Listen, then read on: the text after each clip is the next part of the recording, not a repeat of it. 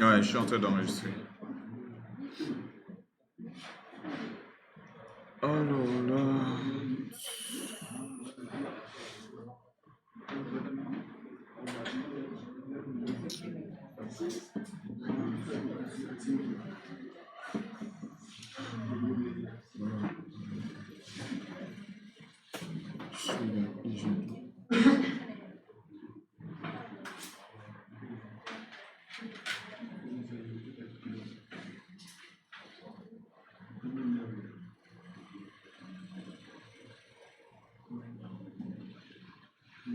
Ok, boucle exo 12. Ça doit être l'exercice 13, hein? Mais bon, c'est pas grave. Ok, dièse include.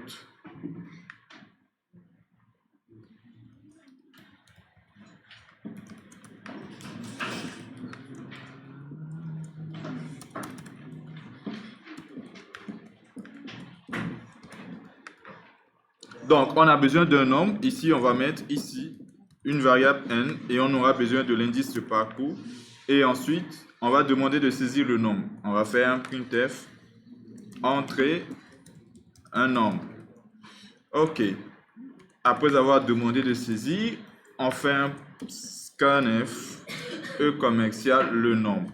Ensuite, une fois qu'on a le nombre, parfait, on peut commencer. On dit, lorsqu'on a un nombre, l'intervalle possible des diviseurs du nombre, c'est quoi? Entre 1. Donc, on fait un parcours à partir de 1 jusqu'au nombre, donc inférieur ou est égal au nombre.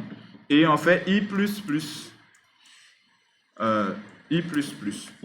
Cependant, c'est vrai que l'intervalle possible des diviseurs, c'est entre 1 jusqu'au nombre. Mais on a dit qu'il ne faut pas prendre le nombre comme son propre diviseur. Donc, ce qui veut dire quoi? On ne va pas faire le parcours de 1, 2, 3, 4, 5, 6. On va faire jusqu'à 5. On ne va pas aller jusqu'à 6. Genre, pas jusqu'à strictement inférieur à 6. Ou bien jusqu'à 6 moins 1. C'est bon? Donc ici, je vais, au lieu de dire inférieur ou est égal, je vais dire strictement inférieur. En sorte que si on saisit 6, on parcourt de 1 jusqu'à 5. On ne prend pas 6 dans l'intervalle des diviseurs. Vous voyez? C'est ça ce qu'il faut comprendre. Si vous écrivez du moins inférieur ou est égal, vous allez aller jusqu'à toucher le nombre. Or, le nombre ne doit pas faire partie des diviseurs. On est bien d'accord? Donc, on part jusqu'à strictement inférieur, jusqu'au nombre qui vient juste avant lui. Donc, strictement inférieur. Maintenant, ici, ce qui va se passer, c'est que c'est i qui va parcourir 1, 2, 3, 4, 5. On est bien d'accord? Il va pas aller jusqu'à 6. Si le nombre, c'est 6, i, voici ce que lui, il va faire. Il va faire 1, après, prochaine itération, 2, 3, 4, 5. Et maintenant, c'est i qui parcourt ces valeurs-là, et donc ce qui veut dire que c'est i qui peut être diviseur de n. On est bien d'accord? Mais quand est-ce que i est un diviseur de n? Quand est-ce que i est un diviseur de n? Oui. Lorsqu'on divise n par i et que le reste de la division est égal à 0. Ça veut dire que i est un diviseur. On est bien d'accord? Et ici, en algo, le reste de la division, c'est modulo. Mais nous, on sait que chez nous, le reste de la division se traduit par le pourcentage. Donc, si je fais n pourcentage i, je prends n et j'essaie de diviser à une des valeurs de i ici. Et le reste de la division, je compare à 0. Donc, si le reste de la division est égal à 0, ça veut dire que i est un diviseur. Ou du moins, une valeur ici est un diviseur de n. Mais ce qu'on dit pour un nombre parfait, c'est que lorsqu'on fait la somme de ces diviseurs, après on va comparer. Donc ça veut dire que chaque fois que i est un diviseur, on doit être en mesure d'ajouter i dans la somme. On fait la somme des i qui sont des diviseurs. Et à chaque fois que vous devez faire ce qu'on appelle des sommes, n'oubliez pas, créer une variable somme. Vous pouvez l'appeler comme vous voulez, mais somme, ça va être un peu plus explicite. Et quand on veut faire la somme des valeurs, lorsqu'on a la variable somme, n'oubliez pas de lui donner une valeur initiale qu'on appelle l'élément neutre pour la somme des valeurs. C'est 0. On est bien d'accord? En sorte que si on fait la somme des i et qu'on ajoute somme dessus, ça ne change en rien le résultat de la somme des i. Parce que lorsqu'on fait la somme des valeurs et qu'on ajoute 0 dessus, ça ne change pas la somme des valeurs. Mais dire faire la somme des valeurs, tu es bien. la somme de i ne veut pas dire somme est égale à i. Quand je fais somme est égale à i, je ne suis pas en train de faire la somme. Là, je suis en train de faire une affectation. Comment? À chaque fois que j'ai une valeur de i, je modifie le contenu de somme. Mais je n'ajoute pas dessus. Ajouter quelque chose à une variable, c'est de prendre d'abord ce que la variable a et on lui ajoute quelque chose dessus. En d'autres termes, je dis, pour faire la somme, je dirais somme est égale somme plus i. Donc, je prends quelque chose qui se trouve dans somme et je lui ajoute i. C'est ce qu'on appelle faire la somme des valeurs. Et si vous faites somme est égale à i, vous n'êtes pas en train de faire la somme des valeurs. Lorsque vous allez sortir, somme vaut le dernier i. Or, si on fait somme est égale à somme plus i, alors à chaque i, il va ajouter tout simplement sur la variable somme. Pourquoi est-ce qu'on met ici somme? Ou du moins, pourquoi ce somme-là, il est valide? Pour la première fois, lorsque i est égal à 1 et que on voit n est divisible par 1, ici, à la place de somme, c'est la valeur 0 qui va ajouter. Et donc, 0 qui s'ajoute à 1, ça ne va pas changer le résultat. Raison pour laquelle il faut bien comprendre. Si vous voulez faire la somme des valeurs, initialisez votre somme à 0. Si vous voulez faire le produit des valeurs, initialisez votre produit à 1. Ok. On a fait la somme des valeurs dans la boucle. Maintenant, il faut d'abord qu'on sorte de la boucle pour effectuer le test. Quel test? Vérifier si la somme vaut n. Et c'est ce qu'on appelle, pour pouvoir savoir si un nombre est parfait, on fait la somme des valeurs dans la boucle. Quelle valeur? La somme des diviseurs. Et on s'assure d'être sorti de la boucle. On teste si somme, le total des diviseurs dont on a fait la somme, si ça vaut n, alors printf pourcentage d est parfait. Il a n. Sinon, printf pourcentage d n'est pas parfait. Ok. Et ici on met n. Et là, je vais compiler le programme. Et on va voir qu'est-ce qu'il va nous donner. Donc, si je prends 5, supposons que n vaut 5. Est-ce que 5, c'est un nombre parfait? Les diviseurs de 5 sont 1 et 5 lui-même. Si on enlève 5 comme son propre diviseur, ça veut dire qu'il ne reste que 1. Donc, est-ce que 1 est égal à 5? Non, donc 5 n'est pas un nombre parfait. On est bien d'accord. Prenons l'exemple du nombre 4. Le nombre 4 a comme diviseur 1, 2 et 4 lui-même. Mais quand on enlève 4, ça veut dire qu'il reste 1 et 2. Est-ce que 4 est un nombre parfait? Non. Maintenant, prenons l'exemple de 6.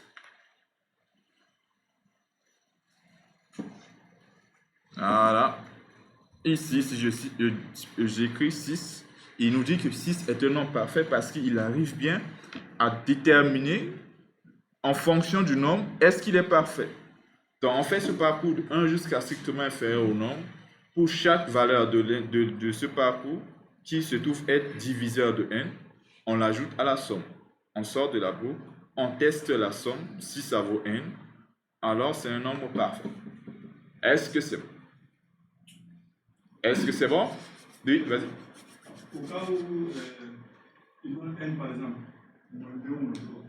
Oui. Ça va marcher aussi. Oui, ça dépend, mais nous regardons bien. Si je fais la saisie, donne un nombre négatif qui peut être, des nombres négatifs peuvent aussi être parfaits. Donne un exemple de nombre négatif.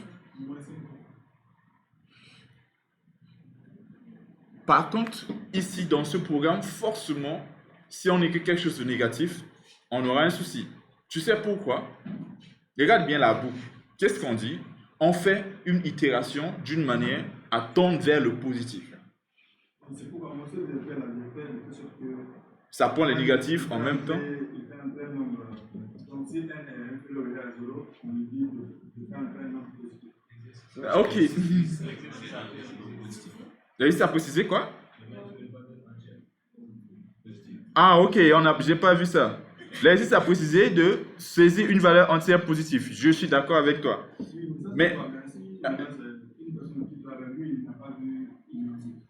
non, mais c'est pas la personne qui met en place le programme, c'est toi qui mets en place le programme, n'est-ce pas? Celui qui crée le programme, c'est toi. Donc tu dois lire bien le contexte, le problème. En fait, c'est toi qui développes un logiciel. Et tu développes un logiciel pour un besoin. Ça veut dire que tu dois être en mesure de demander les informations possibles pour savoir comment tu vas faire pour répondre aux besoins. Il ne faut pas inventer juste le besoin. Par exemple, tu dis, je vais développer un logiciel qui sera utilisé dans une boulangerie. Tu ne te renseignes pas de comment les choses fonctionnent là-bas dans la boulangerie. Tu développes des choses là-bas et puis tu amènes. Non, il faut connaître le besoin. On est bien d'accord? Connaître le besoin, c'est quoi? Comme tu es le développeur, ici, le besoin, c'est l'exercice. Le besoin, c'est ça. Donc, il faut bien comprendre, bien voir tout ce qui est là. Et maintenant, quand tu vas développer, tu dois développer en sorte que ça répond à ce qui a été dit dans l'exercice. Moi, par contre, ici, par exemple, je n'ai pas tenu en compte du fait que dans l'exercice, on a marqué positif. Bon, je n'ai pas tenu en compte, du moins, je n'ai pas prêté attention. Mais comme l'ami vient de le dire, ça veut dire qu'il est obligé, du moins, on est obligé de contrôler la saisie. C'est obligé. Pourquoi? Parce que même si on ne contrôle pas la saisie, ce parcours-là où on quitte de 1 jusqu'à quelque chose de positif, si tu saisis un nombre négatif, on ne va pas le toucher, en fait, du moins. Ça ne peut pas, en fait. On ne rentre même pas dans la boucle. C'est bon? Mais après, on peut mettre en place, genre, une possibilité de dire que ce soit négatif, on peut faire le parcours, que ce soit positif. Mais pour ce exercice bien précis, ce qu'on aurait dû faire, c'est de dire que ça, on fait CTRL-X, un petit doux, et on le met ici. Voilà. Et ensuite, le while. Et on dit tant que le nombre est inférieur ou moins 0. Donc, tant que le nombre est inférieur ou est égal à 0, répète, faire la saisie tant que le n est négatif ou nul. Ainsi, si je saisis un nombre négatif, il va me demander, cette fois-ci, je zoome. Là, si je saisis un nombre négatif, il me dit, veuillez saisir un autre nombre. C'est bon? Mais après, maintenant, il faut même dire, dans le message, pour être clair, on va dire saisir un nombre positif. Comme ça, s'il revoit le message, il saura exactement pourquoi il revoit le message. C'est bon? Si je dis juste saisir un nombre, il saisit moins 5, non, non, il ne sait pas pourquoi on lui redemande encore de saisir le nombre. Donc, quand je lui dis saisir un nombre positif et que lui, il vient, il saisit un nombre négatif, on lui réaffiche le message et il saura exactement c'est quoi le souci.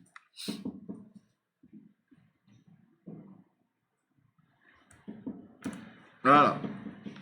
Je saisis moins 5, là, il redemande. Et là, quand je dis entrer un nombre positif, il saura que c'est parce qu'il saisit moins 5 qu'il voit encore le même message. C'est bon? Donc, si tu avais déjà fait le contrôle, c'est bon, parce que c'est ce qui est demandé dans l'exercice.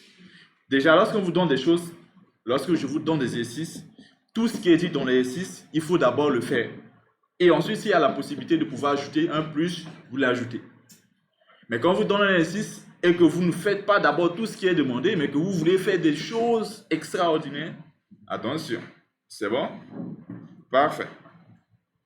Alors, donc, ici, c'est ce qu'on appelle, du moins, c'est l'exercice 13 qu'on vient de faire. Mais non. Là, on nous demande un programme qui permet de saisir des entiers et le programme détermine et affiche le produit des entiers et la saisie est conditionnée. On avait déjà fait une fois un programme, en somme avec vous, où on faisait la somme d'une série de valeurs et puis on saisit du moins des valeurs et puis on faisait la somme des valeurs. Je pense qu'on a déjà fait ça en boucle. Mais on connaissait, genre on demandait le nombre de valeurs à l'avance. On demandait par exemple, vous voulez saisir combien de valeurs? Je pense que c'est ce qu'on avait fait la dernière fois. Non?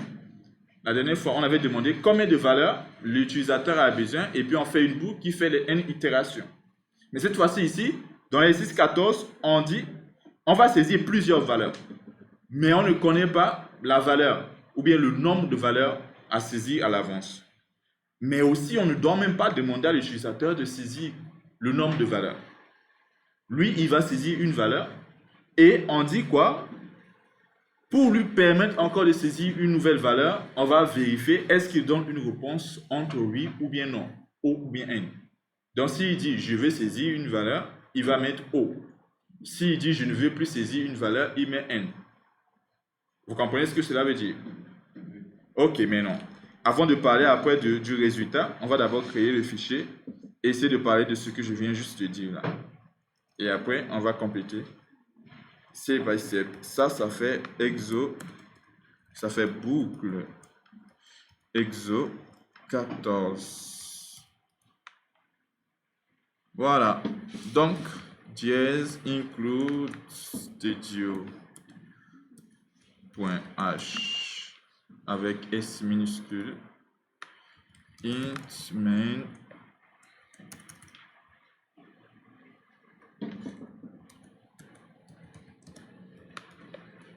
Voilà. Donc, ici, il s'agit de saisir des valeurs, mais aussi de saisir ce qu'on appelle une réponse. Regardez bien. Donc, on a bien dit que la saisie est conditionnée par une réponse O, N. O ou bien N. Donc, soit il saisit O, soit il saisit N. Donc, ça veut dire que nous, pour pouvoir récupérer le O ou bien pour récupérer le N, il faut une variable de type char que j'ai prévu pour la réponse. Et la valeur proprement dit, ça va être un entier. Ensuite, ce que je vais faire, c'est quoi? Je vais faire une boucle do while. Et dans la boucle do while, je vais dire entrée et printf. Entrée un entier. Et là, je mets deux points. Je mets scanf pourcentage d virgule e commercial val. Et ensuite, je lui dis printf vous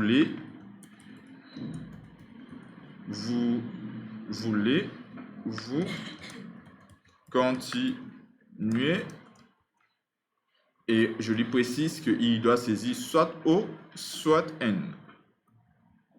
Voilà. Et ensuite, je fais un scanf de la réponse pourcentage C, virgule, E commercial, réponse. Voilà. On est bien d'accord? Regardez très bien ce qui se passe là. Donc, je suis dans une boucle do while. Je demande de saisir une valeur. On est bien d'accord? Et ensuite, une fois qu'il saisit la première valeur, je lui demande une réponse. Est-ce qu'il veut encore saisir une nouvelle valeur? Et en fonction de cette réponse-là, on va voir est-ce qu'on va revenir encore dans la boucle ou bien on va sortir. On est bien d'accord? Donc, la valeur O nous permet de pouvoir revenir, saisir encore. Oui, et puis la valeur non N permet de pouvoir sortir. Oui. Astou. Le produit, on n'a même pas encore parlé du produit. Là, pour le moment, je vais voir comment est-ce qu'on peut, en fonction de la réponse, redemander de saisir. On n'a pas encore parlé du résultat, en fait. C'est bon? Ok, là, parce que ici, j'ai juste demandé de saisir la valeur et une réponse. Maintenant, ensuite, je dois faire en sorte que, en fonction de la réponse, je lui redemande de saisir. Ou bien, je sors de la boucle. Ok, maintenant, donc, ici, on va dire do while, et le while doit être en fonction de la réponse. Quand est-ce qu'on lui redemande de saisir et quand est-ce qu'on ne lui redemande pas de saisir? Donc, on va dire faire tant que la réponse est égale à quoi? Ou bien tant que la réponse vaut quoi? On va dire tant que la réponse, quand est-ce qu'on redemande de saisir? Lorsque réponse est égale à O. Tant que réponse est égale à O. Attention, bon, je vais le mettre en une. Voilà, une côte. Maintenant, supposons qu'on veut prendre le O majuscule aussi. O majuscule, O minuscule, c'est à peu près la même chose. On est bien d'accord? Alors, donc, qu'est-ce qu'on va dire? Tant que réponse est O ou bien réponse est O majuscule. Donc, entre O minuscule ou O majuscule, c'est toujours la même chose. Donc, je dis faire ça tant que la réponse est minuscule O ou bien majuscule O. Oui. J'ai oublié, oui, je suis d'accord. Attention. Vas-y. Réponse.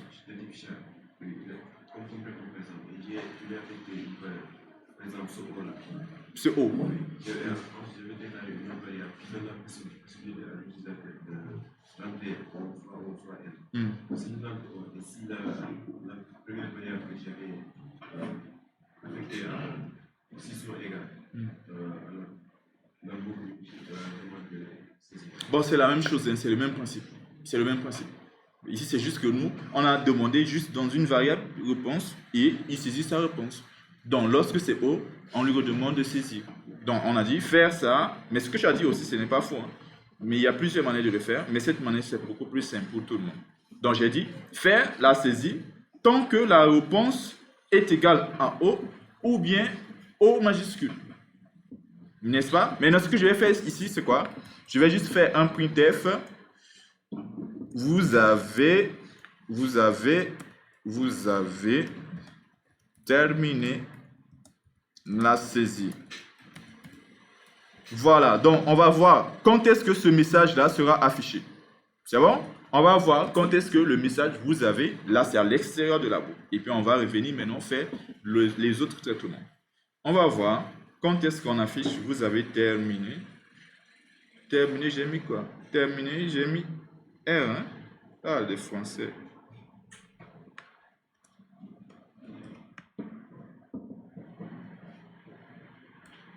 Ok, donc ici, je vais saisir une valeur 4. Attention.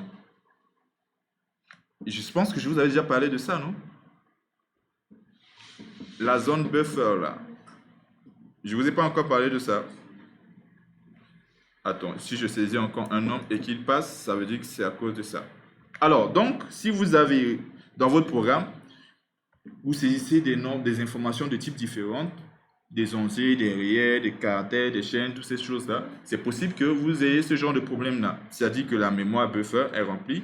Dans ce cas, on a juste à voir, là où on n'a pas pu saisir, mettre F, flush, pour libérer le buffer, stdin.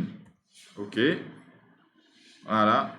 Je vais m'assurer aussi que pour le prochain, qu'il fasse la même chose. Et voilà. Et donc, ainsi, si je saisis 4, ok, il me laisse la possibilité de saisir ma réponse. Maintenant, si je saisis N, il dit, vous voulez continuer, vous avez terminé. Attention, qu'est-ce qu'on a dit ici? On a dit, attends, oui, là on a dit N, c'est pour terminer. Nous, on voulait faire O. On voulait faire O. Ici, je vais faire 4 et je mets O minuscule. Ça veut dire que je vais encore continuer. On est bien d'accord? Je saisis un nombre et je mets O majuscule. Il me redemande de saisir. Je saisis un nombre, je mets O. Il me demande de saisir. Cette fois-ci, si je saisis un nombre et que je mets N, vous avez terminé. Vous avez compris un peu le principe. Donc, on sort en fonction de la réponse. On continue dans la boucle tant qu'en fonction aussi de la réponse. Qu'est-ce que je dis ici? Tant que la réponse est différente, est égale à O minuscule ou bien O majuscule, on continue. On est bien d'accord? Oui. Oui. Au niveau du scanf, pour son taille C, un espace. Au lieu de mettre F flush là, 2 fois, je vais enlever ça. Je vais enlever ça. Alors, au lieu de mettre ici, je mets espace ici. Avant, comme ça. Ok, parfait. Pardon. Là, l'ami nous propose quelque chose de très intéressant.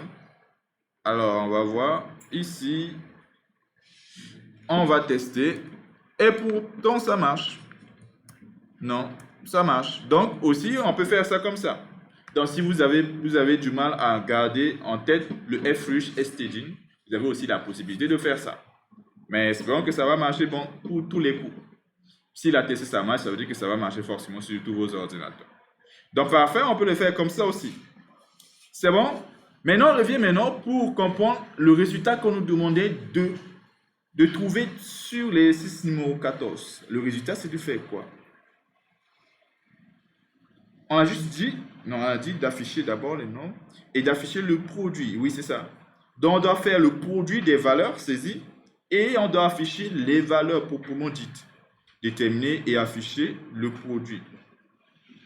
Non, c'est uniquement le produit des valeurs qui doit être affiché. Hein? Ok, parfait. Maintenant, donc, il faudrait qu'on soit en mesure de chercher le produit des valeurs. Dans ce cas, comme les valeurs sont des entiers, la variable produit va aussi être un int. Et comme je l'ai dit tout à l'heure, et ce que disait votre collègue Astou, on va initialiser notre variable produit à 1. Pour faire le produit des valeurs, 1 c'est l'élément neutre. Et maintenant, dans la boucle, et comme j'ai l'habitude de vous dire, là pour le moment, on n'utilise pas ce qu'on appelle des tableaux des matrices de données. Et donc, lorsqu'on saisit des valeurs dans une variable val, dans la boucle, si on sort de la boucle, on n'aura que la dernière valeur dans val. Pour pouvoir toucher toutes les informations, il faudrait les toucher dans la boucle en même temps. Parce que si vous sortez de la boucle, vous n'aurez que la dernière valeur dans val. Et donc, faire le produit ou bien la somme, on le fera dans la boucle.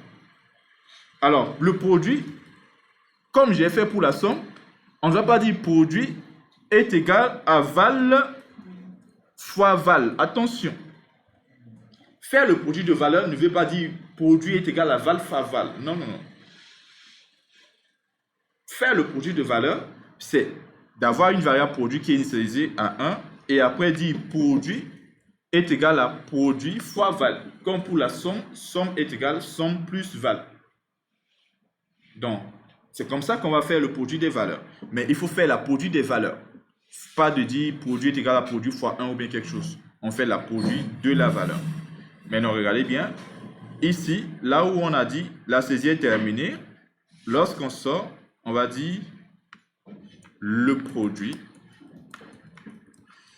des valeurs est 2 points pourcentage D. Et là, je mets prod. C'est bon? On affiche le produit, le résultat du produit des valeurs à l'extérieur de la boucle.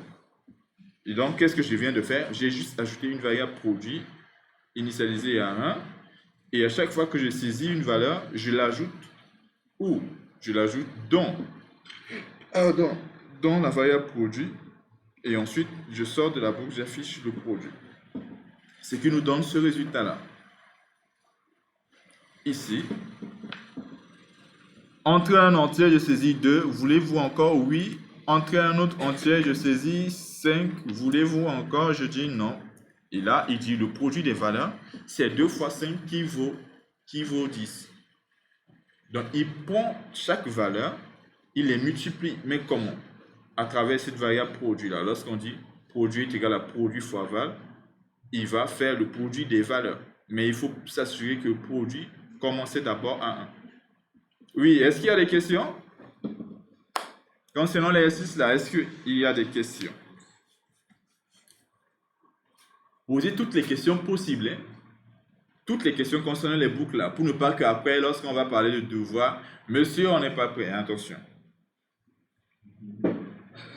Les choses que vous ne comprenez pas, il est temps de poser des questions. Oui? L'incrémentation?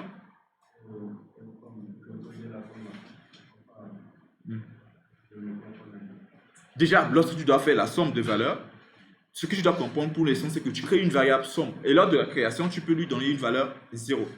Si tu dois faire le produit de valeurs, tu crées une variable, tu l'appelles comme tu veux, mais tu lui donnes une valeur initiale 1. C'est bon? Pour le produit, il commence à 1. Pour la somme, il commence à 0. Jusque-là, tu comprends? Ok, donc là, c'est lorsque tu déclares ou bien quand tu veux, mais avant de rentrer dans la boucle, tu les initialises. Ensuite, maintenant, ici, on veut faire le produit des valeurs. Dans ce cas, comme on avait déjà créé la variable produit est égal à 1, ici, faire le produit des valeurs, c'est d'utiliser le nom de la variable produit, dit est égal à ce même nom-là, multiplié par la valeur. C'est aussi simple que ça. On prend la même variable, on lui dit est égal à son ancienne valeur, multiplié par val. Alors, pour la première fois qu'on va saisir la première valeur, il va dire prod est égal à prod fois val. Mais prod, la première valeur de prod, c'est 1. Donc, 1 fois la valeur ne change pas le résultat de la valeur. C'est-à-dire, concrètement, ce qui se passe là, c'est quoi? On a une variable prod, donc on lui a donné une valeur 1. Ensuite, on rentre dans la boucle. On saisit une valeur, par exemple 2. Qu'est-ce qui se passe? Prod est égal à prod fois val. C'est bon? C'est la première valeur qu'on saisit. Prod est égal à prod fois val là. veut dire quoi? Veut dire que prod, parce que ce qui se trouve à gauche, ça va être celui qui va recevoir le résultat du calcul. C'est bon? Et maintenant, on va dire prod est égal, on va prendre la valeur que, à l'instant là, prod a. À l'instant là, c'est la première valeur qu'on vient de saisir dans val. Donc, la valeur prod n'a pas encore été modifiée. Et quand je dis ça n'a pas encore été modifié, c'est-à-dire que le contenu, c'est bien 1. On est bien d'accord? Le contenu de prod, c'est 1. Donc, ici, à la place de prod, il va dire 1 multiplié par 2. La valeur. Ce qui fait que, à cet instant-là, si on affiche prod, on verra 2. Parce que 2 fois 1, ça ne change pas. Par exemple, là, quand on dit 1, c'est l'élément neutre pour le produit des valeurs. Mais qu'est-ce qui se serait passé si on mettait prod à 0? Si on mettait prod à 0, il faut savoir que lorsqu'on viendra et qu'on dit prod est égal à prod fois val, ici à la place de 1, il va mettre 0. Et quel que soit le nombre saisi dans val, si tu le multiplies par 0, ça te donne 0. C'est bon? Raison pour laquelle nous, on dit pour le produit des valeurs, on utilise 1. Et 1, quand on le met comme ça, on le multiplie par la valeur, ça ne change pas le résultat. Donc ça, c'est la première valeur qu'on a saisie. C'est bon? Et qu'est-ce qui va se passer si on demande de saisir encore un nouveau, c'est-à-dire qu'on saisit comme réponse 8 et qu'on vient en saisir 5. L'instruction là va encore se redéclencher ici. Prod est égal prod fois val. C'est ça l'habitude des boucles. Répéter une série d'instructions plusieurs fois. Cette instruction, on va le répéter plusieurs fois. Mais par contre, lorsqu'on va exécuter ici, quand on dit prod est égal à prod fois, il va prendre la dernière valeur qu'on a trouvée dans prod et la mettre ici à la place de prod là. C'est bon? Ce qui veut dire qu'il va dire prod est égal. Ici, ça va être tout simplement la valeur qu'on vient de trouver. Pas 1, mais 2 qu'on vient de trouver. On est bien d'accord? Une variable, le contenu change en fonction du temps. Mais le temps en haut et le temps en bas là, si par exemple on a t 1 seconde, on a donné une valeur, et t 5 secondes, on a donné une valeur, si on affiche t, ou bien du moins si on affiche la variable, c'est ce qui a été donné à la variable à t est égal à 5. Donc on avait d'abord donné 1, et dans la suite, on avait donné une valeur qu'on a ici en prod. Donc ce qui veut dire que dans la suite encore, si on utilise prod, il ne va pas prendre la valeur 1, mais la valeur précédente de prod. Donc ce qui veut dire qu'il va mettre là 2 multiplié par val qui se trouve être 5. Et ce qui nous donne quoi? Tout à l'heure, prod moins 10 à l'écran. C'est bon? C'est comme ça qu'on fait le produit des valeurs. Si vous voulez faire la somme, on allait faire somme est égal à 0. Et ici, dire, au lieu de multiplier, on peut dire plus. C'est juste le nom de variable que tu vas changer. Mais tu crées une variable que tu mets à 0. Et ici, tu vas faire plus. Et quand tu fais plus, attention, c'est plus 1. Donc ça fait 0 plus 2, ça va te donner 2. On est bien d'accord?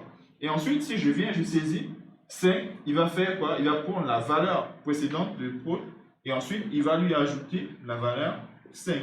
Ce qui va nous donner 7 si on faisait la somme. Tu vois un peu le truc. C'est aussi simple. Donc, tu prends la même variable est égale à la même variable plus la valeur si tu veux faire la somme et il s'agit d'abord à 0. Si tu veux faire le produit, tu l'initialises à 1 et tu fais variable est égale à la même variable multipliée par la valeur dont on fait leur somme. C'est bon? Let's go! Ici, qu'est-ce qui nous reste?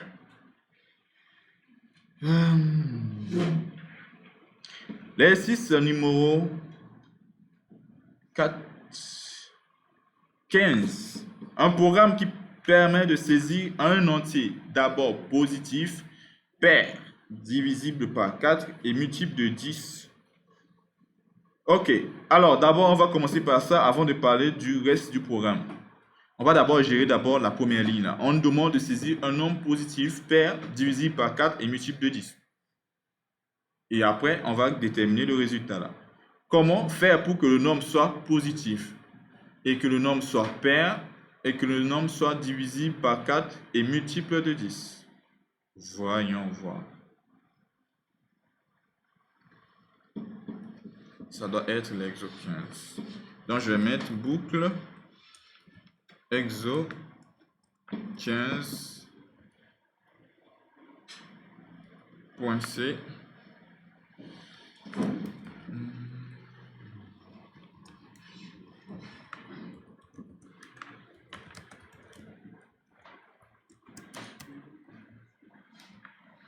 Supposons que le nombre ici c'est n. Et on doit contrôler la saisie. Printf. Entrer un nombre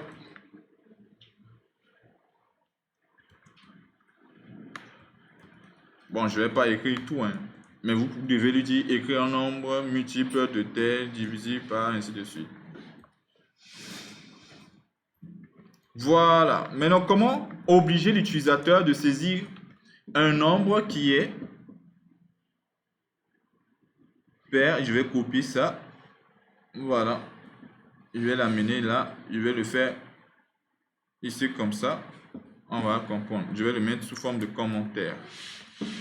Donc, comment est-ce qu'on peut saisir un nombre positif?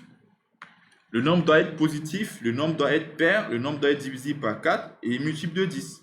Comment obliger le nombre saisi en sorte que ça respecte ces conditions? Hein? On va dire faire la saisie tant que le nombre est comment?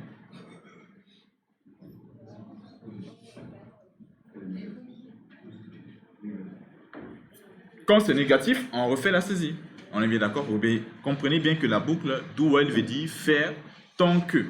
Donc faire la saisie tant que le nombre est négatif, ça oblige à ce qu'on saisit le nombre positif. Vous comprenez un peu? Voilà, maintenant, donc qu'est-ce qu'on va dire? Comme l'a dit... Attends, je vais chercher le nom ici, c'est Ryan. Donc on va dire while n... On va dire while n inférieur ou est égal à 0. C'est ça, hein? Donc, tant que le nombre est inférieur ou est égal à 0, tant que c'est inférieur ou est égal à 0, ça veut dire que le nombre doit être positif. Mais par contre, on ne demande pas seulement ça. On dit que le nombre doit non seulement être positif, le nombre doit être pair, le nombre doit être divisé par 4 et multiple de 10. Donc, qu'est-ce qu'on va dire encore? Ou, on va parler de pair avoir n. D'abord, pour le nombre positif, on a dit que on refait la saisie lorsque le nombre est négatif. Pour le nombre pair, on va dire qu'on refait la saisie tant que le nombre est impair. Comment on le dit? N modulo de différent de 0. C'est ça? Ça veut dire impair, n'est-ce pas? Donc, si le nombre est inférieur ou est égal à 0, ou bien si le nombre est impair, ou bien si le nombre, ok, on est là maintenant, divisible par 4. Donc, on va dire que si le nombre n'est pas divisible par 4 ici.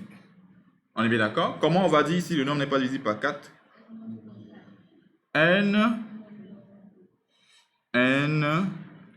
modulo 4 différent de 0. Et il nous reste le dernier là, n'est-ce pas? Multiple de 10. Quand est-ce que le nombre n'est pas multiple de 10? N modulo 10 modulo 10. Hein? J'ai pas fait ça. Hein? C'est modulo. Modulo 10 différent de 0. Bon, on va d'abord tester ça. Mais sachant qu'après, il y a une manière qu'on pouvait faire d'une manière beaucoup plus simple. Les conditions. Bon, on va dire bonne chance pour la suite. Voilà. Donc, si on voit bonne chance pour la suite, ça veut dire que le nombre a respecté l'ensemble de ces critères. Ok. Saisissons un nombre négatif.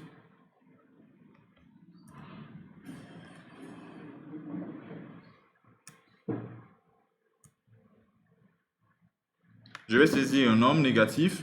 Il me demande de saisir encore un nombre. On est bien d'accord? Je vais saisir un nombre qui n'est pas négatif. c'est positif.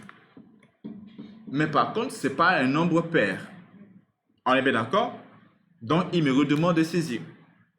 Parce que il faudrait que ça respecte tous ces critères-là. C'est-à-dire que ça doit être positif, pair, divisible par 4 et divisible par 10. Ok, donc 3 ne respecte pas les critères. Du moins, s'il y a une chose qui permet de rendre faux la valeur 3, c'est-à-dire nombre pair. Mais par contre, si je saisis 4 aussi, 4 est un nombre positif, pair, divisible par 4. Mais est-ce que c'est déjà bon? Non. Parce qu'il nous reste encore quelque chose. Ce n'est pas parce qu'il est 4, il est divisible par 2 ou bien positif que c'est déjà bon. Il faudrait qu'il soit multiple aussi de 10. C'est bon? Mais non, ils sont 40. Voyons voir. Est-ce que 40, il respecte ces conditions-là? 40, il est divisible par 10. 40, il est divisible par 4. 40, il est divisible par 2. 40, est-ce qu'il est positif? Ok, donc si je saisis 40, il me dit bonne chance. Ça veut dire que ça respecte l'ensemble de ces critères. Donc c'est comme ça qu'il faut comprendre. Lorsque vous devez obliger une valeur à respecter un certain nombre de conditions, ou bien, voilà, ici, dans la partie while, vous faites le sens inverse de la condition. Donc si ça ne respecte pas la condition, alors refait la chose. Nous, on voulait un nombre positif. Dans la condition, on dit que tant que le nombre est négatif ou nul. Refait la saisie. Chose qui est un peu plus différente de la boucle répétée jusqu'à. C'est bon? Ok. Bon, on pouvait aussi le simplifier, non? Mais comment? Oui, l'ami.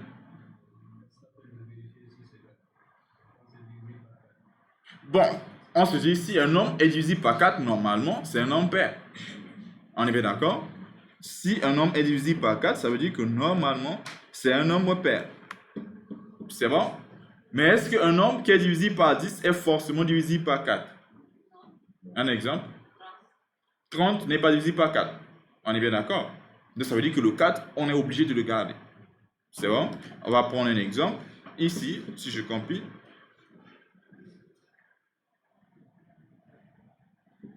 Ici, si je mets...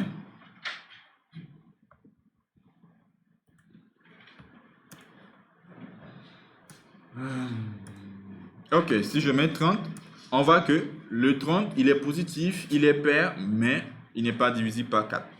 C'est bon? Par contre, si je mets 80, 80, il est pair, divisible par 4, divisible par 10. Il est positif. Bonne chance. Donc, on pouvait limiter la condition comme ça. Parfait. Mais donc, ça, c'est la première chose qu'on nous demande. Mais deuxième chose maintenant qu'on nous demande, c'est quoi? Le programme doit déterminer et afficher les nombres premiers. Qui sait ce que c'est qu'un nombre premier? Oui. Un nombre qui n'est divisible que par 1 et lui-même, c'est ce qu'on appelle un nombre premier. Donnez un exemple d'un nombre premier. 7, 17 même, ce sont des nombres 11, ce sont des nombres premiers. On est bien d'accord? Alors, concrètement, comprendre comment un nombre premier va fonctionner, c'est quoi? C'est que si on dit le nombre 7 n'a que 2 diviseurs, donc du moins n'est divisible que par 1 et lui-même, ça veut dire qu'on a parcouru ou bien on a vérifié l'intervalle de ces diviseurs entre 1 et lui-même. On a trouvé que c'est que 1 et lui-même, les diviseurs, c'est-à-dire 2 diviseurs seulement. On est bien d'accord? Un nombre qui est divisible par 1 et lui-même, ça veut dire que le nombre n'a que 2 diviseurs. On a dit un nombre est un nombre premier s'il n'est divisible que par 1 et lui-même. Ça fait 2 diviseurs. C'est bon? Maintenant, donc on va se baser beaucoup plus sur le nombre 2 là. Un nombre est premier s'il n'a que 2 diviseurs. Mais où est-ce qu'on veut trouver, ou bien on peut trouver des diviseurs possibles? On en a parlé tout à l'heure. Les diviseurs possibles d'un nombre se trouvent entre 1 et le nombre. Et donc si entre 1 et le nombre, on trouve que 2 diviseurs, cela veut dire que le nombre, il est premier. C'est bon? On va commencer d'abord par faire quelque chose de simple et puis on va ajouter une brique. La chose la plus simple, c'est quoi? C'est d'abord, on va vérifier le nombre saisi. Est-ce que le nombre saisi, est-ce qu'il est premier ou non? Non, ici, le nombre qu'on saisit, on ne peut pas avoir si c'est un nombre premier. Parce qu'on a déjà fait des contrôles bizarres ici, là. Ces nombres-là ne peuvent pas être premiers. Mais je vais d'abord faire quelque chose qui permet de vérifier si un nombre est premier. On est bien d'accord? On va faire d'abord pour vérifier si un nombre est premier et puis après vérifier si un ensemble de nombres peut être premier. Dans ce cas, on a déjà vu que notre condition ici fonctionne, ou du moins notre boucle fonctionne. Donc là, je ne contrôle pas la saisie d'un nombre. Je demande de saisir un nombre. Et maintenant, je vais vérifier si ce nombre saisi là, il est premier. C'est bon? Après, on va revenir. Je vais garder la boucle d'oreille. Donc, une fois que je saisis le nombre, on dit qu'un nombre est premier si dans l'intervalle, je précise bien que je vais avoir à parcourir. Et donc, j'ai besoin d'un indice. Ce parcours, attention à ne pas commencer par 0. Parce que 0 ne peut pas être diviseur. Donc, je dis inférieur ou est égal au nombre. I plus plus, ça traduit quoi? L'intervalle des diviseurs possibles de n. J'ai fait I partant de 1 jusqu'à n. On est bien d'accord? De 1 jusqu'à n nous donne l'intervalle des diviseurs possibles. Et maintenant, nous, on doit s'assurer de voir vraiment les réels diviseurs du nombre dans l'intervalle là. Et maintenant, pour savoir si I est un diviseur, tout à l'heure, la même chose qu'on a fait, on a juste à dire si n modulo I est égal à 0, ça veut dire que dans cet intervalle, on a trouvé un diviseur de n. Vous vous rappelez, n'est-ce pas? Donc, pour savoir si un nombre est un nombre premier, on se base sur ses diviseurs. Où est-ce qu'on trouve les diviseurs possibles entre 1 et le nombre? Donc, on fait un parcours entre 1 et le nombre. Maintenant, dans cet intervalle, si un nombre est diviseur de n, c'est-à-dire si n modulo I est égal à 0, alors ici, ça veut dire que I est un diviseur. Chez nous, notre objectif, c'est quoi? Dans l'intervalle là, on doit compter tous les diviseurs. Et si plus tard, on voit qu'on n'a trouvé que 2 diviseurs dans l'intervalle de 1 jusqu'au nombre, cela veut dire tout simplement que le nombre est divisible par 1 et lui-même. On est bien d'accord? Donc, si on compte que 2 diviseurs, et quand je dis compte, donc là, en haut, je vais avoir un petit compteur que je vais donner à 0. Et ce compteur va me permettre de savoir combien de diviseurs j'ai trouvé. Mais, quand est-ce que je trouve un diviseur? Si cette condition est vérifiée. Si la condition est vérifiée, je vais juste compter en faisant CPT++. Compteur commence à 0. On suppose qu'il n'a pas encore de diviseur. Si on trouve un diviseur, on dit compteur avance à 1. Ça veut dire qu'on a trouvé un diviseur. Si on avance et qu'on trouve un autre diviseur, on dit ça fait 2 diviseurs. Si on trouve un autre diviseur, on dit ça fait 3 diviseurs. Ainsi de suite. On est bien d'accord? Maintenant, ce qu'on va faire, c'est quoi? Je vais faire juste un printf. Le nombre de diviseurs est, et je mets pourcentage D. Là, j'affiche le compteur. Donc, j'ai compté les diviseurs et je vais afficher le compteur. Et nous, on va voir ici, qu'est-ce que lui va afficher comme résultat. Regardez très bien. Si je saisis la valeur 4, si je saisis la valeur 4, il dit le nombre a 3 diviseurs. Mais le 3 diviseurs là, c'est quoi? On a parcouru de 1 jusqu'au nombre et ça veut dire qu'il va quitter de 1, 2, 3, 4. Et maintenant, entre 1, 2, 3, 4, là, chaque chose qui est un diviseur du nombre 4, il le compte. Lorsqu'il est égal à 1, 4 est divisible par 1. Il va dire quoi? Le compteur avance. Le compteur était à 0. Pour la première fois, le compteur va avancer à 1. Après, il passe à 2. Il va dire, est-ce que 4 est divisible par 2? Oui. 4 est divisible par 2. Le compteur qui était à 1 va passer à 2. Il va passer à 3. Quand il passe à 3, qu'est-ce qu'il dit? Est-ce que 4 est divisible par 3? Non, il ne rentre pas. Après, il passe à 4. Il passe à 4, il va dire, est-ce que 4 est divisible par 4? Oui. Alors, le compteur qui était à 2 passe à 3. Ce qui fait que là, il nous dit, il a trouvé 3 diviseurs pour le nombre 4.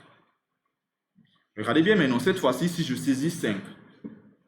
Si je saisis 5, il va faire le même parcours de 1 jusqu'à 5. On est bien d'accord? Mais quand il fait le parcours de 1 jusqu'à 5, quand i est égal à 1, on voit que 5 est divisible par 1. Ça fait que le compteur avance à 1.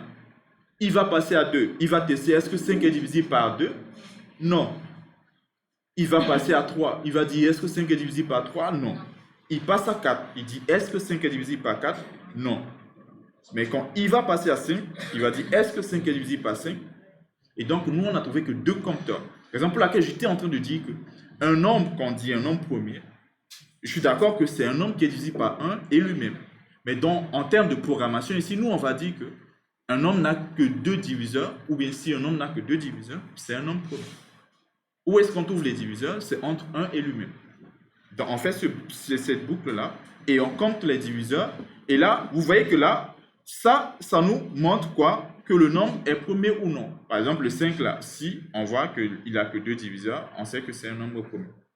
Jusque-là, vous avez compris. Ryan, suivez très bien. Moi, j'ai fait cette boucle-là. J'ai fait une boucle qui fait les itérations. Supposons que n vaut 4. Je fais une boucle i qui quitte 1 et qui doit aller jusqu'à 4. Ça veut dire 1, 2, 3, 4. C'est la boucle là. La boucle là, tout le monde comprend. Une boucle qui quitte 1 jusqu'au nombre saisi. Je saisis 4, ça veut dire 1, 2, 3, 4. Par exemple, ici, si je saisis n est égal à 7, il va faire quoi? Quitter de 1, 2, 3, 4, 5, 6, 7. Les valeurs de i, vous avez compris? Ah, tu vois ici. C'est bon tout le monde? Ok, qu'est-ce que je dis? Pour savoir si le nombre est un nombre premier, je vais, dans cet intervalle, chercher combien de diviseurs il a. On est bien d'accord? S'il a plus de 2 diviseurs, parce qu'on sait que quel que soit le nombre, il est forcément divisible par lui-même. Hormis 0, il est forcément divisible par lui-même. Et il est divisible par 1, quel que soit le nombre. Le nombre forcément sera divisible par 1. Vous êtes d'accord? Et le nombre, il va être aussi divisible par lui-même. Donc, si hormis ces choses, on trouve un autre diviseur, ça fait plus de diviseurs. C'est pour laquelle je dis que je dois chercher dans cet intervalle si je n'ai que 2 diviseurs, c'est-à-dire 1 et le nombre lui-même. Dans ce cas, je mets en place un compteur que je mets à 0. Je dis, je suppose que le nombre n'a pas de diviseur. C'est bon? Et je fais le parcours. Et qu'est-ce que je dis? Pour chaque i qui sont diviseurs du nombre, je dois compter. C'est-à-dire, je dis, if à l'intérieur, i est divisible ou bien est un diviseur, n modulo i est égal à 0. C'est ça cette condition-là. Quand i est égal à 0, il va dire est-ce que n modulo i est égal à 0? N'est-ce pas? 4 divisé par 1, est-ce que le reste est égal à 0? On est d'accord? Qu'est-ce qui se passe? Il dit CPT++. Mais CPT++ là est équivoque à dire CPT est égal à CPT plus 1. On est tous d'accord? C'est bon? Ok, maintenant ce qui veut dire que CPT vaut combien? CPT vaut 1. Pourquoi? Parce que cette condition elle est vérifiée quand i est égal à 1. Tout le monde est d'accord? Parfait. Mais une fois qu'on a fini avec la valeur de 1, il va passer à 2. Et lorsqu'il passe à 2, qu'est-ce qui se passe? La même condition est testée. Est-ce que 4 est divisible par la valeur de i qui vaut 2? On est bien d'accord? Oui. On va voir que la condition est vérifiée. Qu'est-ce qui se passe? Il va exécuter CPT++. CPT++ qui veut dire CPT est égal à CPT plus 1. Mais la valeur précédente de CPT c'est 1. Donc à 1, il va ajouter plus 1. On est d'accord? C'est bon? Donc CPT va passer à combien? 2. C'est bon? Ok, c'est comme ça que ça va se passer. Après, il faut qu'on teste toutes les valeurs de i. Il va passer à 3. Lorsqu'il passe à 3, il va tester la condition. On avance le compteur que lorsqu'on trouve un diviseur. Mais lorsque i est égal à 3, il va dire est-ce que 4 est divisible par 3? On va voir que non. Si on divise 4 par 3, le reste de la division, ça donne 1. On est bien d'accord? Ou du moins 3 n'est pas un diviseur de 4. Donc, il ne va pas exécuter CPT++. Parce que l'exécution du CPT++ dépend de la condition. Ce qui veut dire que CPT reste 2. On est bien d'accord? Et comme on a fini avec la valeur de 3, il va aller jusqu'à 4. Et lorsque i est égal à 4, il va dire est-ce que n modulo i? N vaut 4. I vaut maintenant 4 aussi. Est-ce que 4 modulo 4 est égal à 0? Oui, la condition est vérifiée. On est bien d'accord? Et quand la condition est vérifiée, qu'est-ce qui se passe? CPT plus plus. Et CPT plus plus veut dire qu'on ajoute à CPT plus 1. CPT était 2, on va lui ajouter plus 1, ce qui veut dire que CPT vaut 3. Par exemple, pour laquelle tout à l'heure, il nous affichait que le nombre ou bien le compteur des diviseurs, ça nous donnait 3 tout à l'heure. Maintenant, prenons l'exemple de 7. Ça va être toujours la même chose. On fait un parcours entre 1 et n. Ce compteur commence toujours à 0. Alors, qu'est-ce qui va se passer? Regardez bien. Il va commencer à 1. Il va dire, est-ce que le nombre est divisible par 1? Oui, 7 est divisible par 1. On est bien d'accord? Donc, CPT plus plus, ça veut dire que le compteur est égal à 1. Parce qu'il commençait à 0. Donc, CPT plus plus va avancer le compteur à 1. On est bien d'accord? Ok. Une fois qu'on a terminé, la valeur de I est égale à 1. Il va passer à 2. Obligé. Et lorsqu'il passe à 2, il va vérifier encore la condition. Est-ce que 7 est divisible par 2? Non, 7 n'est pas divisible par 2, vous êtes d'accord? Donc, on ne rentre pas dans la condition. Et quand on ne rentre pas dans la condition, CPT reste à 1. Jusque-là, vous suivez. Après, il va passer à 3. Et ensuite, il va dire, est-ce que 7 est divisible par 3? Non, 7 n'est pas divisible par 3, on ne rentre pas dans la condition. Il va passer à 4. Est-ce que 7 est divisible par 4? Non, on ne touche pas. Il va passer à 5. Il va dire, est-ce que 7 est divisible par 5? Non. Jusque-là, CPT reste à 1. On est bien d'accord? Il va passer à 6. Il va tester, est-ce que 7 est divisible par 6? Non. CPT reste toujours à 1. Mais il va maintenant passer à 7. Lorsqu'il passe à 7, il va dire, est-ce que 7 est divisible par 7? Cette condition est vérifiée. Donc, qu'est-ce qui se passe? Le compteur va avancer. Il va ajouter plus 1, ce qui va nous donner 2. Et donc, dans cet intervalle, on n'a bien que 2 diviseurs. Dans cet intervalle-là, on n'a bien que 2 diviseurs. 1 et le nombre. Un nombre est un nombre premier si dans l'intervalle de 1 jusqu'au nombre, on ne trouve que 2 diviseurs. Que 2 diviseurs. Et donc, on parcourt l'intervalle là, on compte les diviseurs. Quand est-ce que le nombre est un diviseur? Si le nombre est divisible par quelque chose ici. Et ce qu'on va faire, c'est quoi? On compte tout simplement les diviseurs. Et lorsqu'on sort de la boucle, si on affiche CPT, il nous donne combien de diviseurs on a trouvé dans l'intervalle de 1 jusqu'au nombre. C'est bon? Nice. Maintenant, regardez bien. Donc, ici, j'aurais pu dire, au lieu de printf, if CPT est égal à 2, alors printf, le nombre est premier. C'est la même chose. On est bien d'accord, c'est ce que je viens de dire. On est bien d'accord, si le compteur donne 2, le nombre est premier. Sinon, le nombre n'est pas premier. On va tester.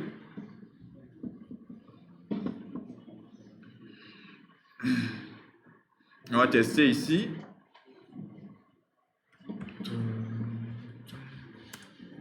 Ici, je saisis 8.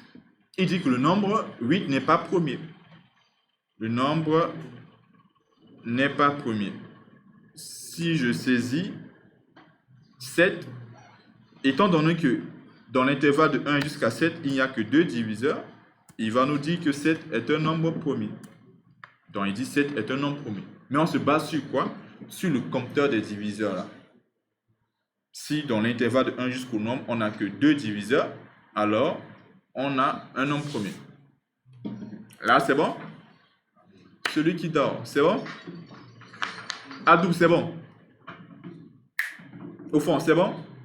Ici, Thérésia, Hortense, Assou, Aïcha, à côté d'Aïcha,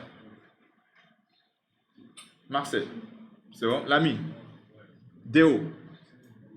Je connais quand même un certain nombre de noms ici, c'est bien. Parfait, donc regardez bien, là on a vérifié, c'est un code qui permet de vérifier si un nombre est premier. Toutefois, dans l'exercice, ce qui est demandé, c'est quoi? de vérifier des nombres qui sont premiers, mais où ce sont des nombres qui se trouvent entre 1 et n. C'est-à-dire que ce n'est pas n qu'on vérifie si c'est premier ou pas. On saisit un nombre n et on doit vérifier les nombres compris entre 1 et n là. Parmi ces nombres, quels sont les nombres premiers?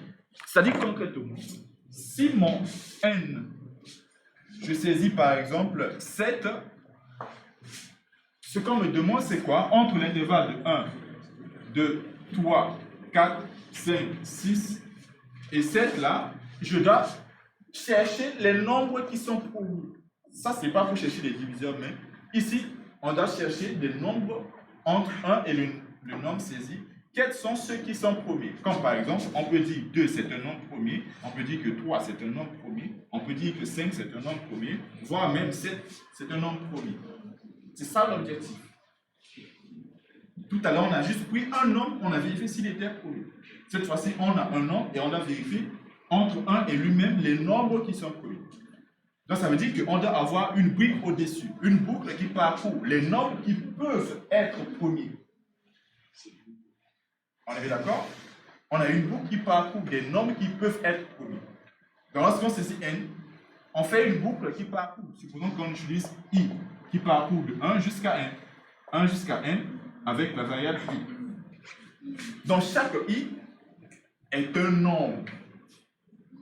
Et ce nombre-là, on doit le vérifier s'il est premier ou pas. On saisit n, par exemple 7, i va parcourir de 1 jusqu'à 7, mais ce n'est pas pour chercher les diviseurs. Chaque i est un nombre qui peut être premier. On est bien d'accord? Et maintenant, lorsqu'on prend chaque i, on va appliquer l'algorithme qu'on avait fait là. Pour chercher si i est un nombre premier, on va dire quoi? I, c'est le nombre. On va parcourir les diviseurs de i. Compter les diviseurs de i entre l'intervalle de 1 jusqu'au i lui-même, parce que i, c'est lui le nombre qu'on vérifie si c'est premier. C'est bon? Sûr? Ok, suivez très bien ce qui se passe là. Donc là, je vais dire quoi? Ce code, je le supprime. Et là, je ramène ce que nous on avait dit. Déjà, il faudrait que notre nombre qu'on saisit respecte ces conditions-là. C'est ce que j'avais fait tout à l'heure ensemble avec vous là. Ok, maintenant, une fois qu'on a ça, on va prévoir ici une autre variable parce qu'on va faire deux parcours. Parcourir le nombre et pour chaque nombre, parcourir les diviseurs du nombre. Et là, je vais dire quoi? Première boucle, je fais for i commençons à 1, i inférieur ou est égal à n, i plus plus. Et maintenant, pour chaque nombre, et cette fois-ci, je ne vais pas initialiser le compteur là-bas, parce que je vérifiais qu'un seul nombre, je pouvais initialiser le compteur en haut. Mais là, ici, pour chaque nombre, je vais initialiser d'abord le compteur à 0. Donc, si je prends 2, je mets d'abord le compteur des diviseurs de 2 à 0. Je compte les diviseurs de 2 et je vérifie est-ce que 2 est premier. Après, je passe sur 3. Si je prends 3, je mets d'abord le compteur des diviseurs de 3 à 0. Je compte les diviseurs de 3, ainsi de suite, ainsi de suite. Donc, c'est ce qui se passe là. Regardez bien. Je zoome encore. OK. Chaque i étant un nombre, on va faire une boucle for avec j qui quitte 1, j inférieur ou est égal au nombre i, et on dit j plus plus. Donc, j parcourt les diviseurs de i. C'est i qui représente le nombre. C'est bon jusque-là? Et maintenant, if i qui est un nombre, modulo j qui parcourt ses diviseurs, moins 0. Attention.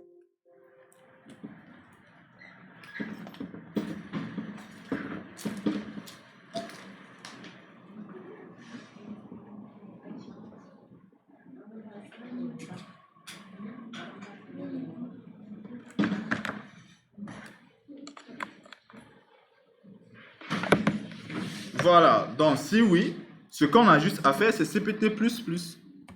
Voilà. Donc chaque fois qu'on trouve des diviseurs de i, les diviseurs de i. I, c'est le nombre. Et c'est j qui peut être diviseur. Chaque fois que j est un diviseur de i, on compte. Mais on s'assure qu'on sort de la boucle qui parcourt les diviseurs du nombre lui-même. Le nombre, c'est i. La boucle qui parcourt ces diviseurs, c'est j. Donc, il faut qu'on sorte de la boucle j qui parcourt l'ensemble des diviseurs. Et ensuite, on vérifie si le compteur des diviseurs de i est égal à 0, ce qui veut dire que i lui-même est un nombre premier. Qu'est-ce qu'on nous demande de faire? C'est de print tout simplement la valeur de i. Printf pourcentage d anti-slash tabulation. Et là, c'est i que j'affiche. Donc, c'est i qui peut être premier. Comment savoir si i est un nombre premier? En parcourant tout simplement les diviseurs de i. Donc, je dis, pour chaque i qui se trouve être un nombre, dès que je prends le nombre, qu'est-ce que je fais? Pour savoir s'il est premier, je parcours les diviseurs du nombre. De 1 jusqu'à lui-même, i. Si je trouve des diviseurs, je compte. En sortant de la boucle qui parcourt les diviseurs, si le compteur des diviseurs vaut 2, alors affiche-moi le nombre i. Parce que c'est i qui est le nombre. Quand est-ce qu'il est premier? Lorsque le nombre de diviseurs est égal à 2. Maintenant, regardez bien. Si je compile ce programme et que je saisis 7, quels sont les nombres qu'il va afficher?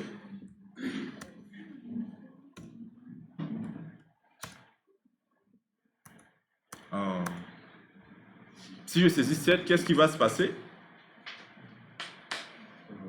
Prenons l'exemple là. Si on saisit 7, qu'est-ce qu'on verra à l'écran?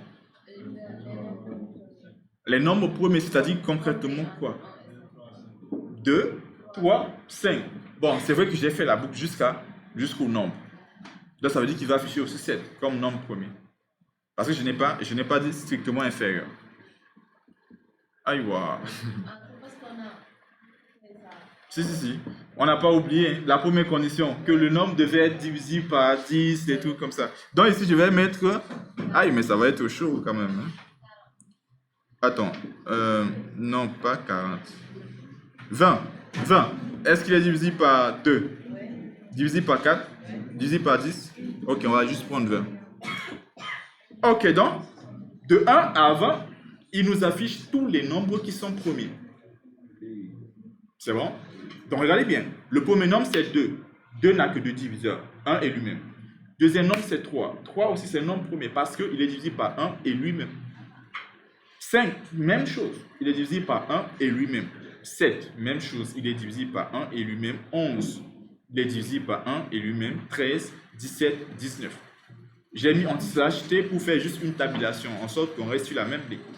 Vous faites anti-slash n, c'est pour le saut de ligne de 3 à la ligne suivante. C'est bon? On marque une petite pause. Ça va aller. Mais ici, on va essayer de chercher à avoir des bonnes moyennes.